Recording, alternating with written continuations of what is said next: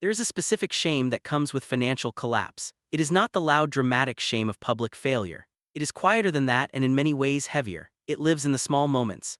In the way you check your bank balance and then immediately close the app because the number is a thing you are not ready to look at directly. In the way you calculate whether you can afford coffee before you order it. In the way you lie awake at 3 in the morning doing mathematics that never come out in your favor, staring at the ceiling of an apartment you are no longer certain you are allowed to keep. I know that shame intimately. My name is Finn Calloway, and by the February of my 27th year I had become an expert at it. Let me tell you how I got there because the story only makes sense with the context. 18 months before the notice appeared under my door, I had been doing reasonably well.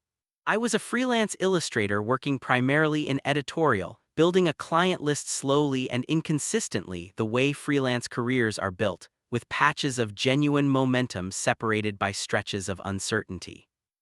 I had an apartment in Portland, Oregon, a one-bedroom on the third floor of a building on Northeast Alberta Street, with good light and a radiator that clanked in a way I had come to find comforting, and a view of the street below that I had drawn approximately 40 times from the window. I loved that apartment with the specific intensity of someone who has moved too many times and finally found a place that feels like theirs. Then the editorial market contracted. Several of my largest clients reduced their illustration budgets within the same 6-month window, which happens in cycles in my industry, in which I knew intellectually was cyclical but which felt in the living of it like a personal verdict. I took on other work, designed projects outside my preferred lane, some content creation, a short stint teaching an online class that paid adequately and exhausted me completely. I kept the apartment. I told myself it would turn around. It did turn around eventually, but not before I fell 3 months behind on rent. 3 months, $1,200 a month, $3,600 that I owed to the building's owner and did not have and could not see a near-term path to having, sitting like a stone in the center of my financial life while I worked my way back towards solvency, one inconsistent invoice at a time. The building's owner was a man named Reed Nakamura. I had met him twice in 18 months of living there. Once at move-in briefly, when he came to hand over the keys personally because the property management company he usually worked through had made a scheduling error. He was polite and efficient and had the quality of someone for whom time is a serious resource. He was also, in a way that I registered and then firmly did not think about again because he was my landlord and I was not in the business of complicating my housing situation, extremely good-looking. Tall, Japanese-American, early 30s, with the kind of face that is interesting rather than simply handsome, strong features and dark eyes that processed information visibly. The second time was in the lobby, a passing exchange. He was checking something with the building maintenance person and I was getting my mail and we exchanged the brief nod of two people who know each other's names and nothing else. That was the sum of my relationship with Reed Nakamura when the notice appeared under my door on a Tuesday morning in February. It was not an eviction notice. Not yet. It was a formal written communication from his property management company informing me that my account was significantly in arrears and requesting that I contact the office within 5 business days to discuss a resolution or formal proceedings would begin. I read it standing in my kitchen in my socks with my first coffee of the morning going cold in my hand. I read it twice the way you read things that are bad, hoping the second reading will be different from the first. It was not different. I sat down at my kitchen table and did the math I had been doing for 3 months, and the math was still the same math. And the answer was still the same answer, which was that I had approximately $900 in my account and owed $3,600 and had 3 invoices outstanding that would, when paid, bring me close to even but which had not been paid yet, and which I could not control the timing of. I thought about calling the property management office. I thought about what I would say. I thought about the specific humiliation of explaining to a stranger over the phone that you are a person who got behind and is trying to catch up and please could you give me a little more time. Instead, and I am still not entirely sure what made me do this, I found the direct email address for Reed Nakamura that was listed on the original lease documents, and I sat at my kitchen table and I wrote him an email. Not to the property management company, to him directly, because something in me felt that if I was going to explain my situation, I would rather explain it to a person than to a process. I wrote it carefully. I told him the truth, that I had been through a difficult 18 months professionally, that I was actively rebuilding, that I had outstanding invoices that would resolve the balance within the next 30 to 45 days, that I was not someone who did not intend to pay, only someone who currently could not pay the full amount and needed a short extension. I told him I was prepared to discuss any arrangement he considered reasonable. I sent it before I could talk myself out of it. His reply came 4 hours later, 4 hours during which I refreshed my email approximately every 11 minutes and tried to work and produced nothing of value. The reply said, "Mr. Calloway, thank you for reaching out directly. I'd prefer to discuss this in person rather than over email. Would Thursday at 6 p.m. work for you? I can come to the building. R. Nakamura." I stared at the email for a long time. In person, he wanted to discuss it in person. I wrote back and said Thursday at 6 was fine. Then I sat very still for a while and thought about what exactly I had gotten myself into. He knocked at exactly 6 o'clock. I had spent an unreasonable portion of the preceding 48 hours thinking about this meeting, and a slightly more reasonable portion preparing for it, by which I mean I had gathered every piece of financial documentation I possessed, printed my outstanding invoice records, and written a clear summary of my current situation and projected resolution timeline. Because if I was going to have this conversation, I was going to have it with evidence rather than apologies. I opened the door. He was wearing a dark jacket over a simple gray shirt, no tie, nothing that announced importance but everything that carried it naturally. He looked, in person and at close range, exactly as I had filed him in my memory from our 2 previous brief encounters, the kind of person whose attention, when it lands on you, feels complete. "Mr. Calloway," he said. "Finn," I said automatically, "please come in." He came in with the contained quality of someone who moves through other people's spaces without imposing on them. He looked at the apartment briefly, not intrusively, the glance of someone who owns the space and is checking its condition without making a performance of it. I had cleaned thoroughly. I was not going to pretend I hadn't. I had also, and I noticed this with a flash of self-awareness that was not entirely comfortable, put on a better shirt than the one I had been wearing. We sat at the kitchen table. I had water and coffee available. He took water. I laid out my documentation, the invoices, the payment schedule, the summary I had written, and I walked him through it clearly and without excessive apology, because I had decided that the way to have this conversation was with honesty and precision rather than emotion. He listened. That was the first thing I noticed about him in any sustained way. He listened the way not many people listen, with his full attention, not waiting for his turn to speak, but actually processing what was being said. He asked 2 specific questions about the invoice timeline that were intelligent and relevant. He looked at the documentation without making me feel examined. When I finished, he was quiet for a moment. "Your projection puts you current within 45 days, he said. 30 to 45. The largest invoice is overdue and I have documentation of follow-up." He nodded slowly. "The property management company's position is that we begin formal proceedings after 5 business days of non-response." "I know, that's why I wrote to you directly."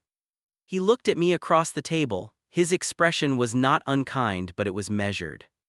The expression of someone who has learned to be careful with decisions because decisions have consequences. "What did you mean," he said, "when you said you were prepared to discuss any arrangement I considered reasonable?" I had meant a payment plan, a delayed timeline, the standard vocabulary of someone trying to negotiate a financial problem. But something in the directness of the question made me pause.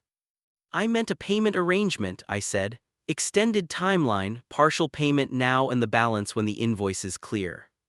"That's one option," he said.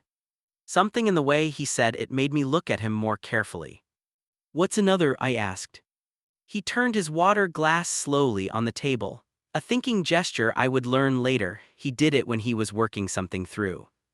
"I have a project," he said. "A significant one. I've been looking for an illustrator for 3 months and haven't found the right fit. It's a book project, a non-fiction history of the Alberta Arts District commissioned by a local publisher. It needs someone who understands this neighborhood." He looked at me with those direct, dark eyes. "You've lived here for 18 months and you illustrate. I've seen your work. I looked you up after your email. You're exactly the kind of eye this project needs." I was quiet for a moment, processing the turn this conversation had taken. "You want to commission me," I said. "I want to propose an offset arrangement. You do the illustration work for the project at a rate we agree on. The fee offsets against your arrears and ongoing rent. You remain in the apartment. The balance is cleared through work rather than cash payment. He said it simply, like a business proposal, which it was.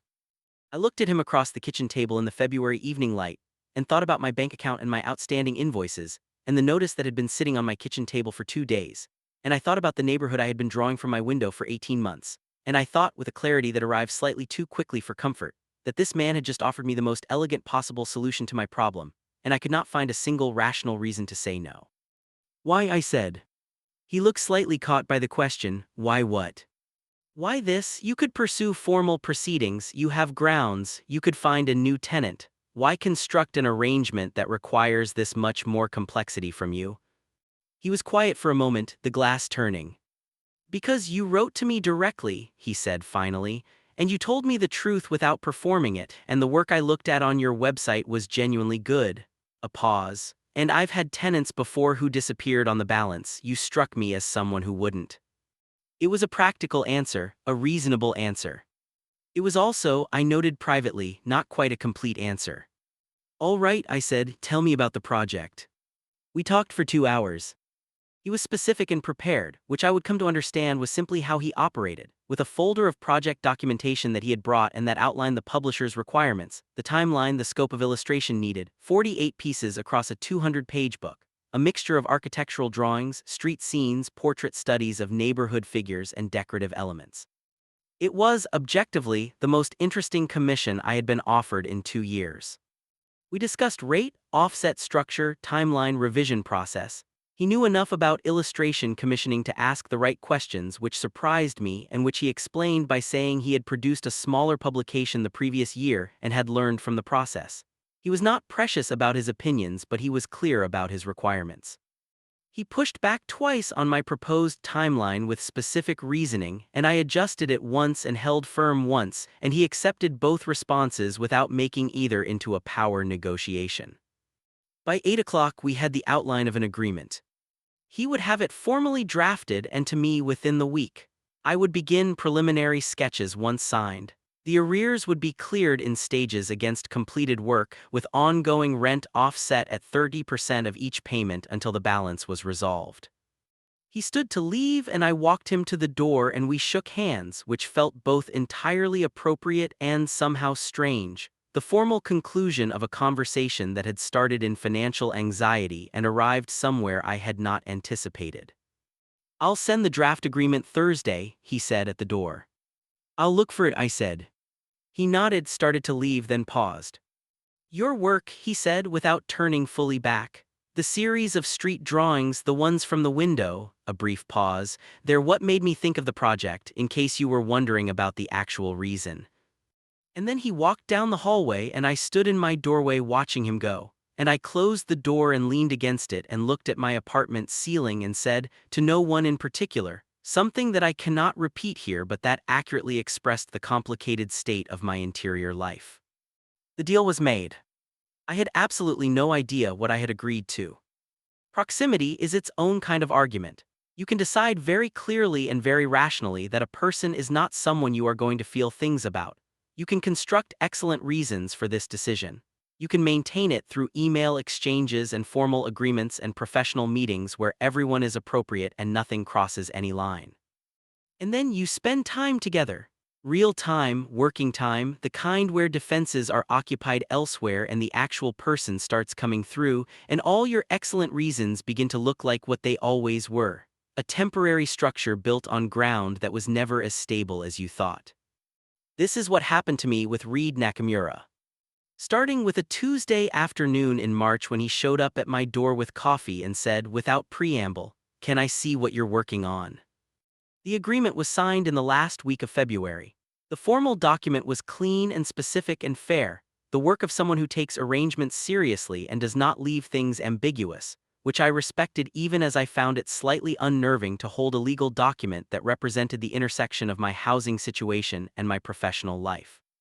I began preliminary sketches immediately. The publisher's brief was detailed and the scope was substantial, 48 pieces across a range of subjects, and I started where I always start, with the street, with the specific quality of light on Alberta on a March morning, the way the old building facades hold the early sun, the particular visual texture of a neighborhood that has been many things to many people over many decades. I had been drawing this street for 18 months from my window. Now I was drawing it with purpose, with a commission, with the specific energizing focus that comes from work that aligns with what you actually care about, and the quality of the preliminary sketches was, I could see it myself, better than most of what I had produced in the preceding difficult year. Reed had asked to be kept informed of progress on a bi-weekly basis. This was in the agreement, a check in structure that made sense for a project of this scope. What I had not anticipated was that his version of being informed would be participatory. He texted first, which I appreciated. In the building for a maintenance issue. Would it be convenient to see the preliminary sketches? No pressure if you're mid-work. I had been mid-work, I said yes anyway.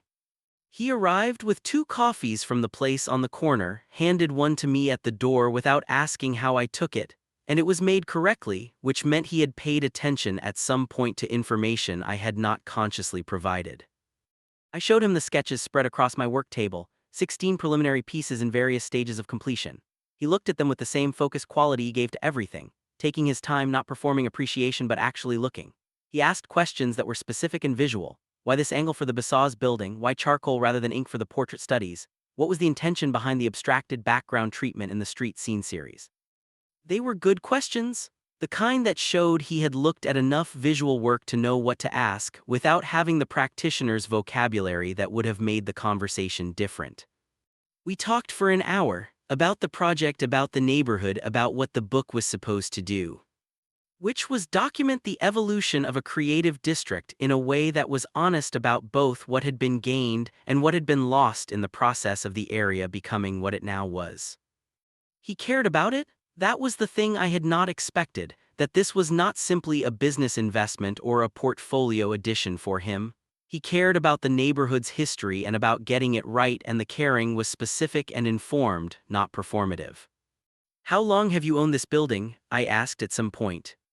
4 years, I grew up 3 blocks from here. He was looking at a sketch of the corner building on Alberta and 23rd. My parents had a restaurant on this street for 22 years. It closed when the rent tripled after the district got popular.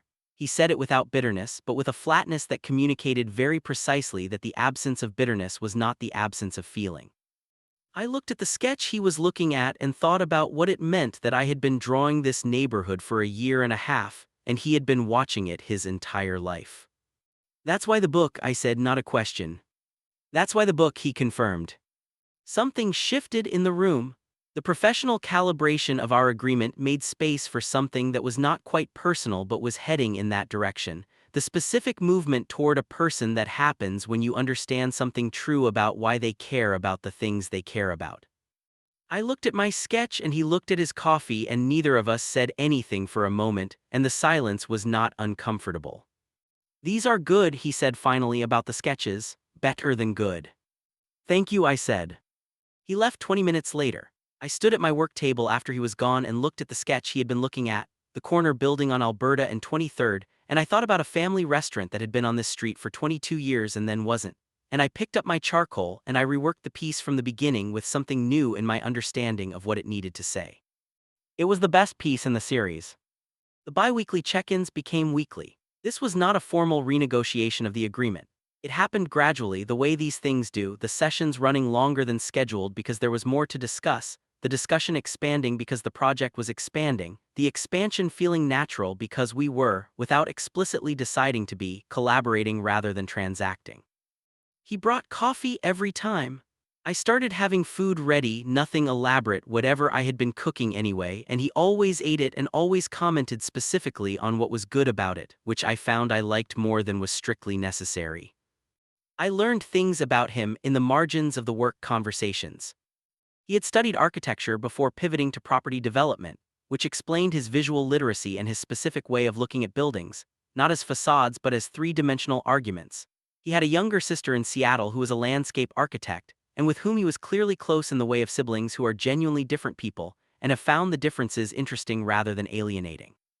He ran early in the mornings not as performance or discipline but because he was someone whose thinking was better when his body had moved, which he said with the practical self-knowledge of someone who has understood themselves through paying attention. He was private in a specific way that was not the same as being closed. He shared things when they were relevant and held things that were not, and there was a quality of choice in what he revealed that made each piece feel like something given with intention rather than spilled carelessly. I found this, to my considerable inconvenience, increasingly attractive. I also found, and this was the part that required the most active management, that he looked at me sometimes with an expression I could not fully categorize. Not the assessing look of someone evaluating work, and not the politely interested look of professional courtesy. Something that arrived and departed quickly, in the specific way expressions do when their owner is not quite sure they want them seen. I told myself I was imagining it. I told myself I was a person whose housing situation was entangled with his, and that I was, therefore, someone who needed to be careful about imagining things. I was very diligent about telling myself these things. It helped approximately 40% of the time. It was an evening in mid-April. We had been working through the portrait study section of the project, a particularly complex piece conceptually because it required capturing individual people in a way that honored them without reducing them to symbols of the neighborhood's story. We had spread research photographs across my work table and were deep in a conversation about approach when I noticed it was past 9 o'clock. "You should eat something," I said, because it was the kind of thing I said now without thinking about it. "I'm fine," he said, with the automatic reflex of someone who forgets to eat when they are focused on something. "There's soup," I said. "It's already made, it's not a negotiation." He looked up from the photographs. Something in his expression was briefly amused, the specific amusement of someone who is not used to being managed and finds it unexpectedly not unpleasant. "Soup," he said. "Sit down," I said. He sat down. I served the soup. We ate at the kitchen table with the work spread out in the other room and the April evening doing its Portland thing outside the window, soft and gray and faintly luminous. We talked about things that were not the project. This was new, or not new exactly. We had talked around the edges of personal things before, but this felt more deliberate, more settled. Two people at a kitchen table in the evening who had decided, without formally deciding, to be somewhere other than professional for a little while. He talked about his parents. His father had grown up in Osaka and come to Portland in his early 20s, and built a life with the specific determination of someone who understands that belonging is something you construct rather than something you are given. His mother was third-generation Japanese American from Sacramento, a woman he described as having strong opinions and expressing them with warmth, which made me smile in a way I did not entirely control. "You're close with them," I said.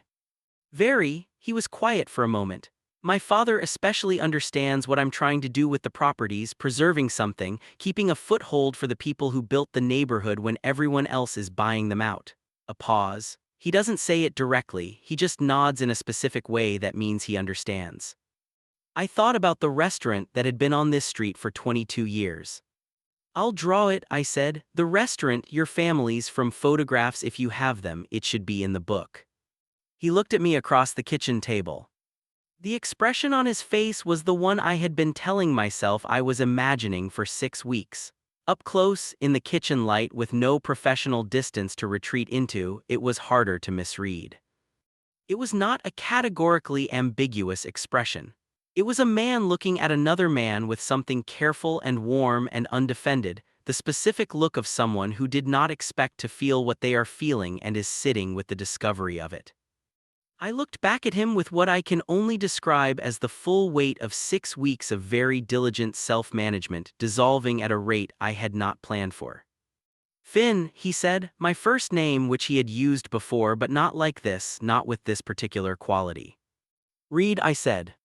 We looked at each other across the soup bowls and the kitchen table with all of it between us, the agreement and the arrears and the project and the 6 weeks of proximity and the coffee he brought, and the food I made and the sketches and the photographs and the conversation about his father's restaurant, all of it present simultaneously.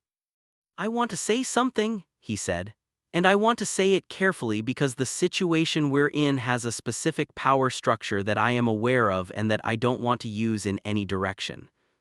The care with which he said it, the deliberate acknowledgement of the complexity, the refusal to pretend the structure wasn't there, made something in me go quiet and attentive. "Say it," I said. "I didn't structure the arrangement the way I did because I had a personal interest in you," he said. "I want to be clear about that. The project is real and the commission is fair and the offset arrangement made practical sense. I need you to know that the professional terms were not constructed to create any kind of obligation or pressure." I know that, I said, and I did. But somewhere in the last 6 weeks, he continued, with the careful precision of someone choosing words like someone choosing a path through uncertain ground, the professional situation has become complicated by something personal. And I think it would be dishonest to keep having dinner at your kitchen table and not say so. The kitchen was very quiet. What's the something personal? I asked, not because I didn't know, because I wanted to hear him say it. He looked at me directly. I find myself looking forward to Tuesdays with a degree of enthusiasm that is disproportionate to the project management requirements, he said, which was the most precisely worded declaration of feeling I had ever heard, and which was, somehow, because it was so specifically him, exactly right. I felt the smile arrive before I could moderate it. I find Tuesdays disproportionately significant as well, I said. He looked at me for a moment. Then, for the first time in 6 weeks of knowing him, Reed Nakamura smiled. Not the brief professional acknowledgement I had seen before. The real version, arriving fully, reaching his eyes, transforming his face into something completely open, and I thought, sitting at my kitchen table in April with soup going cold between us, that it was possibly the best thing I had seen all year. This is complicated, he said, still smiling. Very, I agreed. The agreement can be renegotiated, I said, or restructured, or we can finish the project on the current terms and address the rest afterward. There are options. I looked at him steadily. I'm not going anywhere. My invoices cleared last week. I'm current on rent going forward. The arrears are resolving through the work. The professional situation has a clear trajectory. A pause. What I'm saying is that the complexity is manageable if we want to manage it. He was quiet for a moment, the glass turning his thinking gesture. I'd like to manage it, he said. Good, I said, so would I. The thing about slow burn love is that it does not feel slow while you are inside it. It feels like a series of ordinary moments that keep arriving with slightly more weight than ordinary moments should have, until one day you look around and understand that you have been building something for months without knowing that was what you were doing. And then the understanding arrives all at once, and it is both a surprise and completely inevitable, which is the signature of all the best things. May in Portland is the month the city remembers what it is supposed to be. The gray retreats. The green becomes extravagant. The light arrives at an angle that is generous and long and makes everything look like it is worth drawing. I was drawing more than I had in 2 years. Not only the commission pieces, though those were coming with a consistency and quality that pleased me and that the publisher had responded to with the specific enthusiasm of people who had been waiting for something to be right and recognized it when it arrived. I was drawing for myself again, the window sketches, the street below, the changing light on the building facades, the neighborhood in spring, and the drawings had something in them that the pre-difficult tier drawings had not quite had, a quality I could see but not name, something to do with stakes, with caring, with having been reminded that the things you take for granted are not guaranteed. Reed and I had restructured the agreement. Not dramatically, we were both people who took the professional terms seriously and did not want to dissolve them simply because personal feelings had complicated the picture. What we restructured was the check-in format, less formal, more honest, the same Tuesday evenings but with the explicit acknowledgement that they were now something more than project management sessions. What this meant practically was that we were dating. Neither of us said the word immediately because we were both people who were careful with language and did not want to apply a word before the reality had earned it. But we were, by any reasonable external observation, dating. He took me to dinner at a Japanese restaurant in the Pearl District run by a friend of his parents, a small warm place where the owner came out and talked to Reed in a mixture of English and Japanese, and looked at me with the specific assessing warmth of someone who cares about a person, and is evaluating who they have brought to dinner. He passed, apparently. She brought us extra food we had not ordered and refilled our tea without being asked, and at the end of the evening pressed Reed's hand and said something to him quietly that made him look briefly caught, which was an expression I had not seen on him before and which I found extremely endearing. What did she say? I asked in the car afterward. He was quiet for a moment.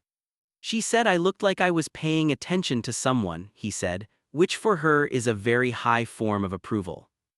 I looked out the passenger window at the Portland night and thought about what it meant to be paid attention to by someone who did it the way Reed paid attention, fully and with intention and without requiring anything in return. You do pay attention, I said. So do you, he said, your drawings. The drawings are different. Are they? He glanced at me sideways. You drew the corner building and then reworked it completely after I told you about my parents' restaurant. The second version is in a different register from the others. It carries something the first one didn't." He paused. "That's paying attention." I did not have a response to this that was not disproportionate to a car ride home, so I said nothing and looked at the street and was grateful for the dark that covered whatever my face was doing. In the third week of May, the complication arrived. It came in the form of an offer. A gallery in Seattle, a good one, a program director who had seen my work at a group show 2 years prior and had kept me in mind, reached out with an invitation to do a solo show in September. The offer was real and well-resourced, and the kind of thing that, before the difficult year, I had put on a list of things I wanted and had not let myself think about too concretely.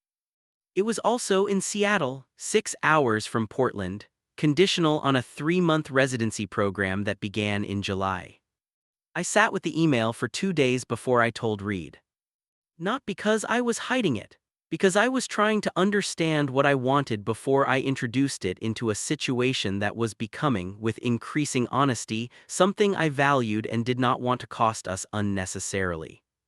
I told him on a Tuesday evening directly, because we were people who told each other things directly. He listened, read the email I showed him on my phone, set the phone down on the table and was quiet for a moment.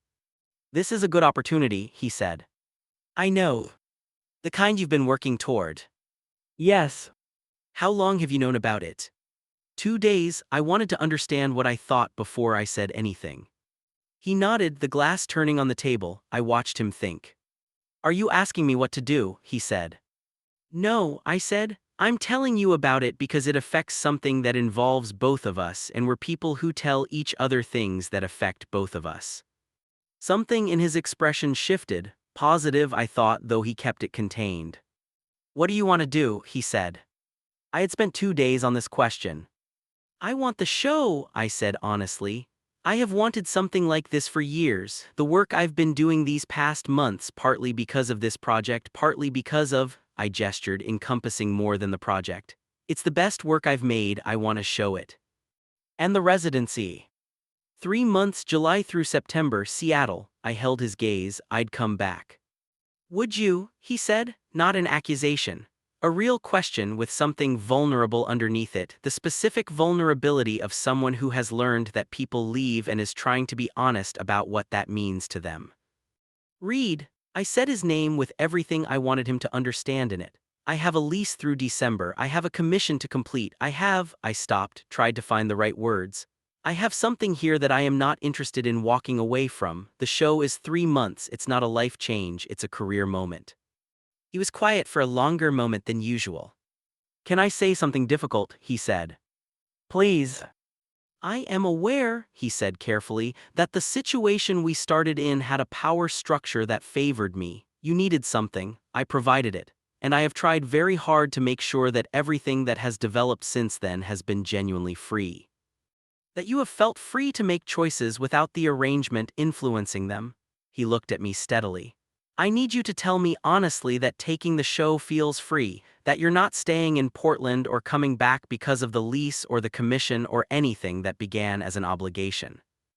It was the most careful and honest thing anyone had ever said to me in a relationship context. The deliberate refusal to use the structure in his favor even when he might want to, the prioritizing of my freedom over his preference. I loved him for it with a completeness that arrived in that moment with total clarity. "The lease ends in December," I said. "I would renew it. The commission will be finished by August. I would find more work here because I want to be here. The reasons I'm coming back have nothing to do with obligation and everything to do with you and this city and the life that is here." I held his gaze. "Is that honest enough?" He looked at me for a long moment. "Yes," he said quietly.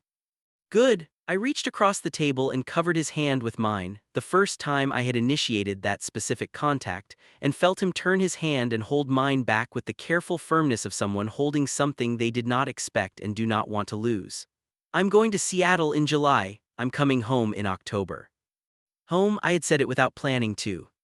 Neither of us mentioned it, but his hand tightened slightly around mine and I felt it and I let it mean what it meant. The illustration work was completed in the last week of June, 2 weeks before my departure for Seattle.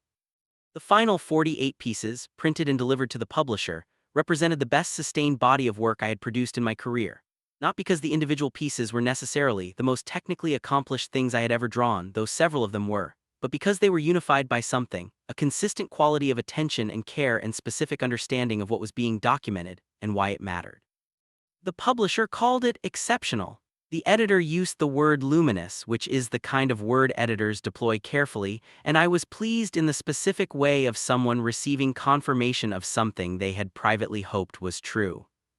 Reed saw the final pieces together for the first time at a small, informal showing at my apartment the week before I left, all 48 spread across every available surface. The apartment transformed into a temporary exhibition of the neighborhood we both, in our different ways, called home.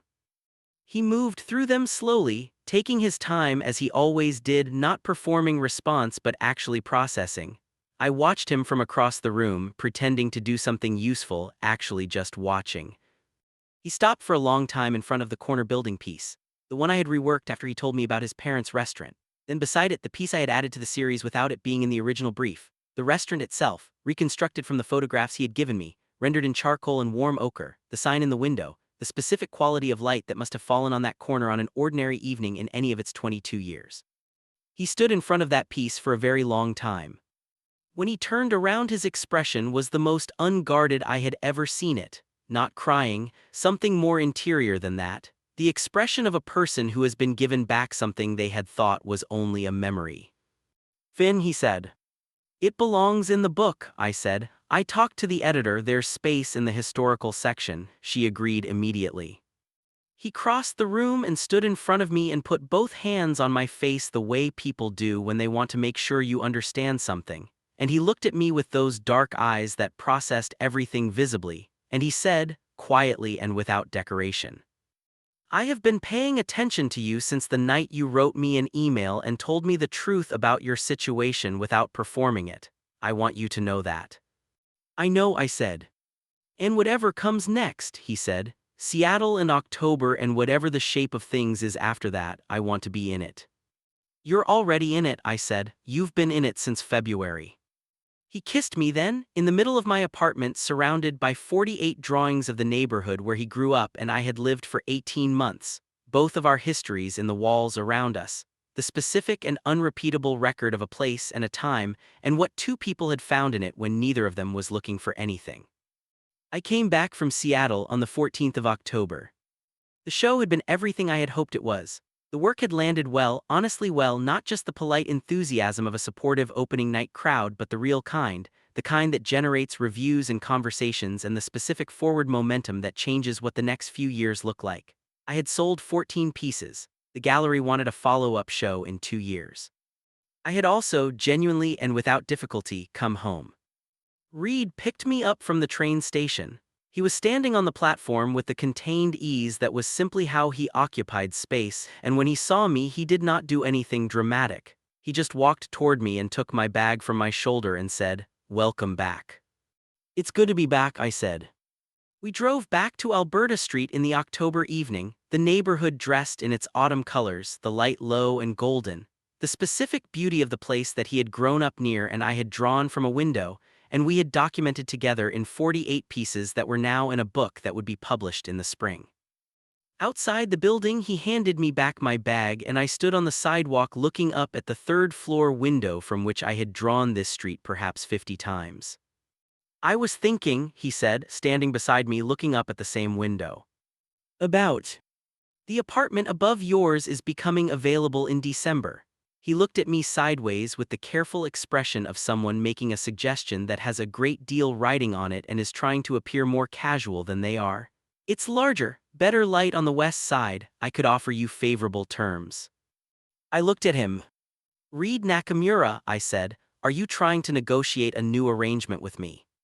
"I'm offering you a larger apartment at a fair rate," he said with tremendous composure. "Because you want me to move upstairs?" "Because it's a good apartment, and you're a reliable tenant." "You are genuinely terrible at this," I said. He lost the composure. The smile arrived, full and slow, the one that transformed his face, the one I had been looking forward to coming home to. I want you to move upstairs, he said simply. The apartment is better and you'd be closer, a pause, to the building management office. You don't have an office in the building. I'm considering installing one. I laughed. He laughed.